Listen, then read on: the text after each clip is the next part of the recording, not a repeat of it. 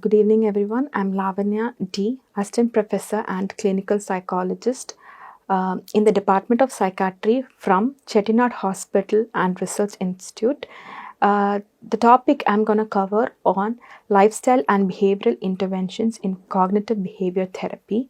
The objective, understanding the importance of sleep, insomnia criteria, understanding on common lifestyle factors affect sleep, understanding behavioral intervention on sleep deprivation, understanding the comorbidities and associated disturbance with sleep, factors associated with insomnia, and evidence-based approach on regulating sleep cycle, that is with cognitive behavior therapy for insomnia, CBTI, sleep hygiene, grounding technique to improve sleep quality.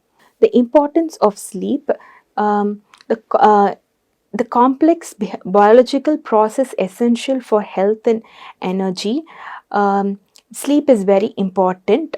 The causes for sleep are the multifactorial, and the sleep regulates the period of wakefulness and the functions of body. Sleep promotes in healthy brain activity, producing new information and memory, physical restoration and healing, improves the metabolism and immunity. The major factors for insomnia are multifactorial model, where it is formulated by the psychophysiological and behavioral construction, sharing the key components of hyperarousal and the insomnia due to high arousal of altered individuals in cognitive, physiological and psychological state that leads to sleep disturbance. The lack of quality of sleep brings the individuals with weakened immunity, cognitive deficit, fatigue, affects a problem in performance, mood and health in a person. Insomnia criteria, difficulty in falling asleep, difficulty staying asleep, early awakening, daytime impairment, fatigue, poor attention, concentration. Social or educational difficulty. When it comes to social or educational difficulty, I would say unable to perform in social cues or in educational performance have an impact on sleep. Mood disturbance or irritability due to lack of sleep, daytime sleepiness, reduce the motivation or energy towards an activity or an event that an individual wanted to perform, and behavioral problems such as hyperactivity, impulsivity and or aggressiveness comes during the lack of sleep in insomnia, and ongoing worry about sleep also affects in the daytime impairment in sleep. So the criteria that says for insomnia are occurring at least 3 times per week or at least 1 month. The common lifestyle factors that affect sleep, the negative factors that affect the sleep are increased screen time. The blue light suppresses the melatonin, poor time management which makes the person to increase stress, secondary lifestyle and lack of exercise, irregular sleep schedule, caffeine, nicotine and alcohol use, and midnight cravings. I would say when it comes to negative factors that affect the sleep, all these factors are comorbid to each other, where due to secondary lifestyle, midnight cravings, or due to secondary lifestyle you may have increased caffeine or alcohol or nicotine use, and due to that midnight craving comes and you may have irregular sleep schedule, and because of irregular sleep schedule you may have stress. That stress may bring poor time management, and that brings increased screen timing and lack of exercise. This all comes together as a lifestyle factors that affects the sleep pattern of an individual. when it comes to behavioral intervention on sleep deprivation, the sleep deprivation has an impact on overall brain functioning, that is ability to remember or giving attention, emotional regulation, processing speed, concentrating on a particular event, and affecting on memory, processing speed. When it comes to memory, retaining memory and reprocessing it has a difficulty because our brain has been running throughout the time and the functions has been impacted.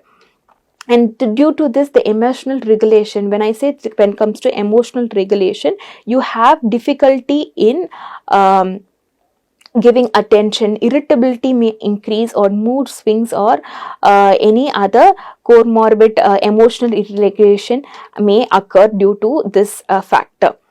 Then comorbidities and associated to insomnia are chronic medical conditions, which we are going to see this: circadian rhythm disorder, cancer, dermatological disorder, endocrine conditions like diabetic mellitus, menopause, thyroid, gastrointestinal problem, heartburn, gastrographic reflexes, cardiac condition, neurological diseases like dementia, pain-related disorders. It can be a chronic or acute pain disorder. Pulmonary diseases, restless leg syndrome, rheumatic diseases like arthritis, urological diseases. And these are the chronic medical condition that is associated with insomnia. And we also have psychiatric conditions in specific associated with insomnia, that is anxiety, depression, postpartum stress disorder. When it anxiety, individual may feel anxious for going to bed, or to sleep early, or having anxiety during the night time. Depression also have a symptoms of awaken for a longer period of time. And post-traumatic stress disorder has a part of insomnia where they think about the traumatic event that occurred in the past, that has been reprocessing in the memory again and again, and that has an impact on that individual. Then comes the substance abuse. Here, when it comes to substance abuse, people use alcohol, tobacco, and drugs. Increased use of alcohol, tobacco, and drugs may bring for insomnia, because they are being in the hyper arousal area. The factors associated to insomnia in a precipitating factor are alcohol and other substance use, chronic pain, divorce, separation or interpersonal relationship issues, financial instability, work-life balance, snoring, stressful life event, unemployment, and increased digital use. These are the precipitating factors that comorbid to insomnia, where they all interlink with each other. Due to increased digital use, they may have financial instability, or increased alcohol use, or because of chronic pain there would be an interpersonal relationship issue, or financial instability of work-life balance, or stressful life events because of chronic pain, and that may bring a financial instability. And because of financial instability, the person may think to take alcohol or any other substance use, and this brings the interpersonal relationship problem in the family, divorce or separation, and other factors. And these all factors play an interrelated role when it comes to insomnia. When it comes to lifestyle modification for sleep, to promote a healthy lifestyle for sleep, you need to have these factors to make yourself better. Lifestyle modification for sleep, to promote healthy lifestyle for sleep, all these factors are going to be interrelated to each other. The first factor, that increase your physical activity, eat healthy diet, stress management, go low tech before sleep, go low tech before sleep, exposure to natural light, regulate time management. When I say time management, you need to have sleep time, awaken time, and time schedule for sleeping and doing all your day-to-day task. When there is no time management, you may get into stress, and because of stress you may not have a proper appetite that may bring you to reduce your physical activities and less exposure to light and increase in your techie. That affects your day-to-day lifestyle for deprivation in sleep. So these are the factors that you need to think to promote your lifestyle for sleep, healthy lifestyle for sleep. And here are the poor sleep hygiene, that the negative effect of poor sleep and behavior leads to what happens for an individual is lack of sleep brings fatigue, body pain, low mood, lack of time management, increased stress, poor processing speed, lack of attention, poor attention, low productivity, and these affects both physically and their lifestyle. The both behavioral disturbance and their lifestyle has been affected due to these factors. And behavioral intervention for sleep, you need to understand the do's and don'ts, where sleep hygiene is very important. Keep or create a quiet, dark, cool bedroom environment. When you keep a quiet, dark, cool bedroom environment, this helps the individual to sleep better and have a quality of sleep. When it comes to stimulus control, maintain a fixed sleep and wake time. When I say fixed sleep and wake time, the individual have to understand to make a regular sleep pattern to wake up and sleep. And relaxation training can be any type of breathing technique that an individual can follow. And cognitive restructuring, when it comes to do's in sleep, you need to understand don'ts is cognitive restructuring, where I will be telling in detail about the cognitive restructuring. The maladaptive belief system, that I will never sleep without a medicine, or reduce pre-sleep worry or rumination before going to sleep. And you need to understand, you need to here time management and limiting screen exposure before bed is very important in behavioral intervention for sleep. To improve your sleep, things need to be avoided are naps during daytime. Stop using digital gadgets before 30 minutes going to bed. Avoid caffeine and nicotine at least 4 to 6 hours before sleep. Avoid alcohol. Bed is only for sleep. And do not use bed for watching television, eating, chatting, talking, and any discussion. Use your bed space only for sleeping. Keep your bedroom only for sleeping and don't use it for any other purposes. Use sleep diary to record your sleep time, awaken time, and other factors which I will be discussing you in the further slide. Have a regular exercise to improve your sleep pattern. Have a right place for sleep. And these are the things that will improve your sleep and the things you need to avoid during the for the sleep. The evidence-based approaches for sleep. Cognitive behavior therapy for insomnia, that is CBTI, and we have stimulus control therapy. When it comes to cognitive behavior therapy for insomnia, here you need to understand the cognitive therapy have these factors that is helping others. Cognitive restructuring, behavioral intervention on controlling method, relaxation technique, the improving and changing the maladaptive behavior, and restructuring the irrational thoughts. That is, I may have to sleep with a medication only. And behavioral intervention on sleep control method is having a proper physical exercise and relaxation technique. I will be teaching, and there are multiple relaxation technique that can help you to sleep better.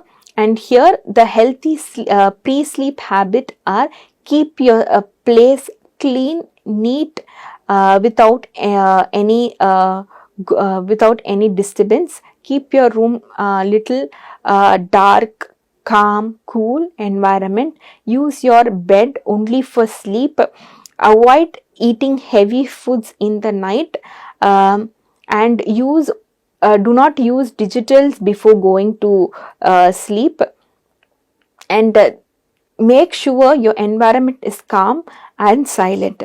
This may help you to sleep and help your sleep cycle to be better. The CBTI component, that is cognitive behavior therapy for insomnia components, are stimulus control therapy associated with bed and sleep. Make sure you associate only bed is for sleep and not for anything else. And then cognitive therapy that challenging the dysfunctional belief that if I do this only, I will be able to sleep. If I use my phone in the night, I will be able to sleep well. Change that belief system. Learn to do relaxation training like breathing, mindfulness training, and relaxation techniques, which I will be telling you. And then we have the sleep hygiene education with a positive reinforcement. When I say positive reinforcement, good sleep will give you good memory, immunity, and to work productively. When you have lack of sleep, you may have fatigue, irritability, and lack of attention. So healthy sleep education will help you a positive reinforcement. And if you don't follow a healthy sleep pattern, you will have a negative reinforcement, that are the fatigue and other comorbid, which I have told earlier. Then comes the stimulus control therapy for sleep. The stimulus control therapy for sleep is a goal-directed method which helps to control your mind and body. This is learned through the learned association method, which breaks the difficulty and helps to fall asleep, where the steps follows with consistent sleep schedule, creating a sleep constructive environment, following a sleep hygiene and cycle. You need to have a regular, proper scheduled sleep time. Awaken time and sleep time should be fixed. And creating a sleep constructive environment is having a safe, clean, neat, tidy, calm environment, a dark, calm environment to make a good sleep and hygiene sleep. And you follow the regular pattern will help you to sleep better. Here is the sleep diary which I wanted to tell you. This is the sleep diary is like a worksheet that can be useful way to have a good sleep cycle. Morning checklist: bedtime, rise time, estimated time to fall asleep, estimated number of awakeningness, amount of sleep obtained. When I say bedtime, you go to bed by 9 o'clock, but you sleep at 10. You fall asleep at 10 o'clock. So you note down the bedtime and estimated time to fall asleep, and number of awakening during the bedtime, and what time you wake up, and the quality of time you have been slept, so that you will be able to identify what is being related to the sleep disturbance and awakeness during the night time, and the quality of sleep you will be able to identify and work through it. And Here is a grounding technique for good sleep quality, that is 5 4 3 2 1. The grounding technique helps to focus on the present moment. 5 safe slight dark room that have soft warm light to promote sleep. 4 silent and still and focus in the room. Third, calm smell promotes sleep. 2. Touch and softness of your bed space. 1. Observe yourself and your breathing. So we all have all the senses at a one place, and with the focusing on your breathing to help to improve the quality of sleep. Let's have a small breathing session here. Just close your eyes and just take a deep breathe in and breathe out. You may be in a safe environment. I hope everyone will be able to follow the instruction that I'm giving. Just close your eyes and just follow my instruction alone. You are in a safe, silent, calm, warm place. You are sitting comfortably.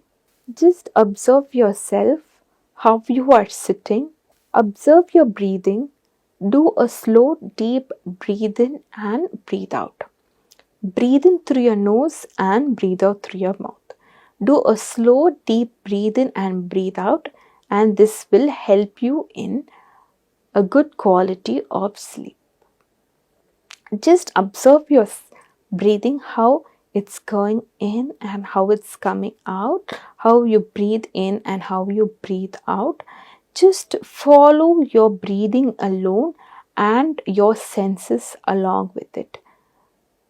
The soft texture of your seat that you're sitting, the silence, your breathing alone.